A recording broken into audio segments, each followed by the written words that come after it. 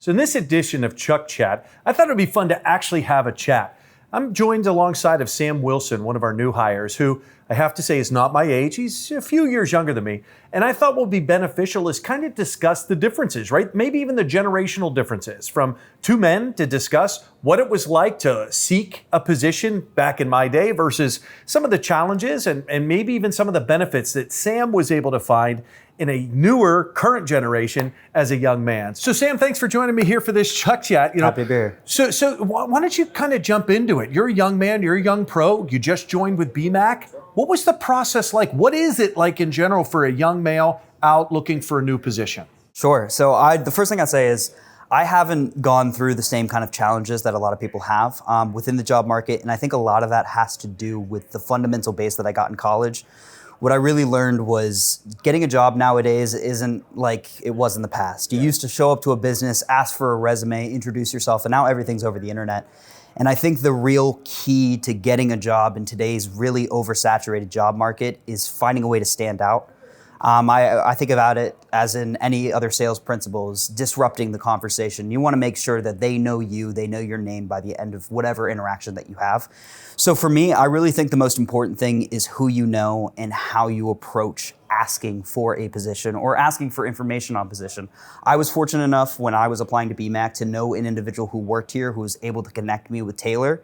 And that softer introduction is what I think was the real catalyst for me to get the job here. Was I didn't have to apply and beat everybody with my resume via applying over LinkedIn or applying over Indeed. I already had somebody who knew my name who could give me that recommendation. And I think that's really the thing in today's job market is it's who you know and how you approach the conversation. You know what's funny, Sam, I picture generations after you, right? Still, it's who you know oftentimes, Sure. right? Not what you know. That'll never change, I don't think, from one generation to the next. But no doubt, you talked about it, like technology. Let me ask you, like, what were some of the technology, like, what did you jump to first? Was it LinkedIn? Did you go on Indeed? Like, share with me, like, where did you go to first? Or what did college, your college, where did they tell you to go first? Sure. So being part of student orgs on campus really helped me get acclimated with different businesses. Those student orgs would typically be partnered with different businesses, and that's how I really got my initial exposure. But through that, I would really say LinkedIn is the kind of main thing that I look at. It gives you a little bit more pertinent job information. I think websites like Indeed or ZipRecruiter are great, but you can be lost in kind of the just saturated nature of those websites. There's and because so much of that, there. and you get the emails every single day. You can apply for one role and then you'll get 200 emails from another role across the country that you weren't even interested in. And that's typically why I tend to stay away from those websites, not that they're not great. But I think LinkedIn is really a good way for you to reach out to somebody and be like, hey, check me out. I have all my information here. You can see where I've worked. You can see my experience. You can see maybe the skills I have or the skills that I'm lacking. And that's really a good way for you to make that initial introduction. So often, of course, we use LinkedIn all the time, right now. And thinking back to when I was looking for a position, right? As you said, it was going into office. It was physically handing your resume. I remember my dad saying to me, tell me, come on, get up. You got to get out there, right? Hit the pavement. And now it is so different, right? Now you can get right to a decision maker. And I think that, in my opinion, and I don't know if you agree with this, but I think that is a huge difference maker and a great benefit in today's generation. Yeah, absolutely. You have the ability to be able to seek out the exact person that you may be able to network and make a connection with to be able to ultimately put a bug in there. Hey, I'm looking, I'm interested. And I think that speaks volumes. Am I right? No, absolutely. And I think it really just boils down to tenacity, especially in a role like this. I haven't applied to roles outside of sales roles and finance roles, but what I've learned from those is it's really just saying what you want. You got to ask, and you're never going to get anything if you don't ask for it. I think about it in the same way when asking for help. You're not going to know what you don't ask for. So I think that in the job market is super important. And like you said, that ability to immediately hit the decision maker and ask them for something, or at least ask to have a conversation, is so powerful nowadays. You don't have to go through, weeding through the desk worker, the gatekeeper who's like, I don't want to give your resume to the decision maker. You can blast them right away, and I think that's just super. You know what's funny is I think today too, and I know there's been instances in some of our offices where we've had, I'll never forget, a young man a couple years ago up in our Beaver office showed up with his resume in his hand. So you figure now in today's world where that doesn't happen often, that resume stood out to me, right? I gave that young man, interviewed him, at the point in time, actually, the end result, I know somebody might be thinking, well, did you hire him? At the time, it was actually for an internship. And he was too young and wasn't ready for the internship. Sure. But he was getting the interview. And I if I think back, I probably have some other examples. That one stands out most. But I love that, personally speaking, because somebody that is willing to go outside of their comfort zone, somebody that is willing to step out in front of everyone else and hand it to you personally, that tells me about somebody. And of course, especially in a sales role. Absolutely. Which that's what it's all about, right? Like, marketing yourself and selling yourself. So I can appreciate that. What about, share with me any of the challenges. Like, what challenges did you find as a young job seeker? Or maybe what were you turned off by? Or what do you look back on and while you were looking and think to yourself, like, that drove me nuts? Something along those lines.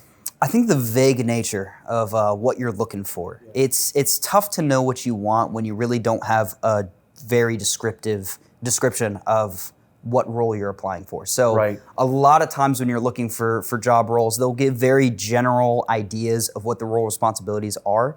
And then when you get into the role, you're like, oh, this isn't anything that I read before. So I think when you're going through all of these various job offers that are out there on the internet, it's easy to get lost real quick and kind of get lost on what you're looking for. So I think kind of having definable goals of what you're looking for is a super important part of that.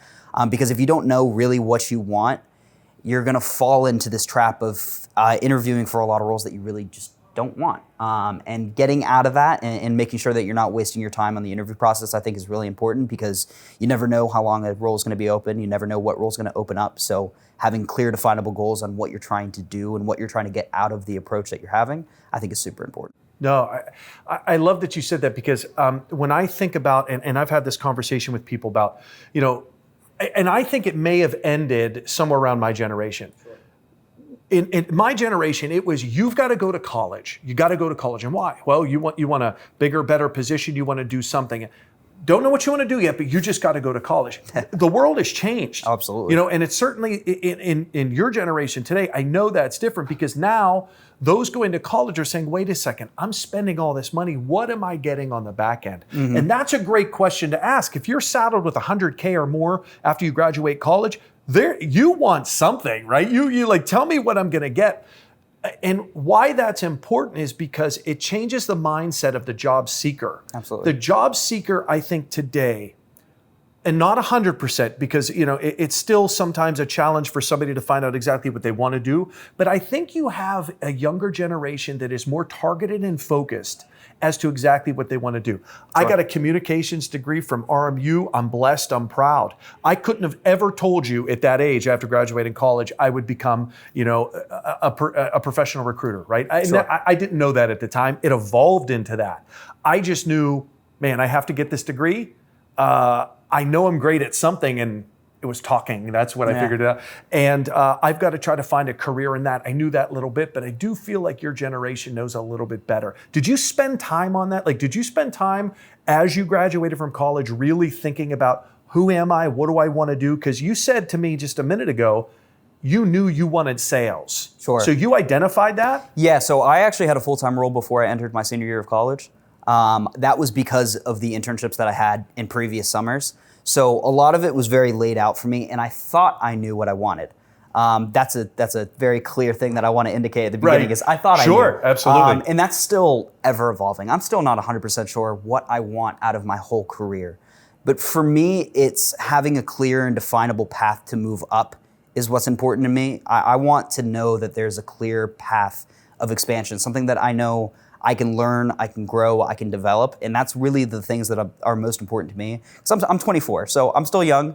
I still got hopefully plenty of years ahead of me to work. So for me, it's getting the experience on the front half so it can pay off on the back half for me. That's what's important. So I don't have a clear spot of, oh, I want to be a CEO by the age of 45, but I just know I want to have the experiences that I can go into kind of any environment, any role, and still succeed and still excel because I'd gathered that information and I've learned from the past experiences. So that's, for me, it's just learning and development. Sam, you're making this Chuck Chat a softball pitch. I mean, some of the things you're saying is, I love it. I have to, there's another example, what you just talked about, like having a career path.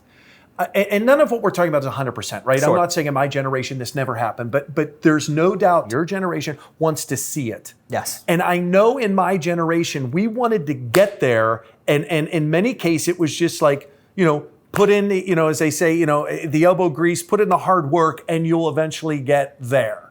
I don't think we had any idea where there was. And I don't know that all too often, like today, that it was ever laid out. But in today's generation, there's no question. We see that across the board. I mean, just specifically in the role that you're in, we have our business partner development plan. We laid that out. We wanted to say, this is what you can earn. This is the title that you'll have. This is your freedom and flexibility. We wanted to lay that out because your generation kind of demands that. And again, it's just kind of funny because you look at that and some people are like, well, your generation, I think it's a great thing. Yeah. I wish I may have looked and said, okay, what's next? And work towards that. And I don't know that we had that. I'll speak for myself, but generationally, we don't have that like we do today. So, Sam, I thank you so much, offering, what great insight. There are so many differences. and just from me to you, I am very glad you're here. And I know I asked you to do this without any other conditions, or this was all just off the cuff between you and I, but man, it couldn't have gone any better. So thank you so much. Of course. Thank you. All right, my friend. Thanks.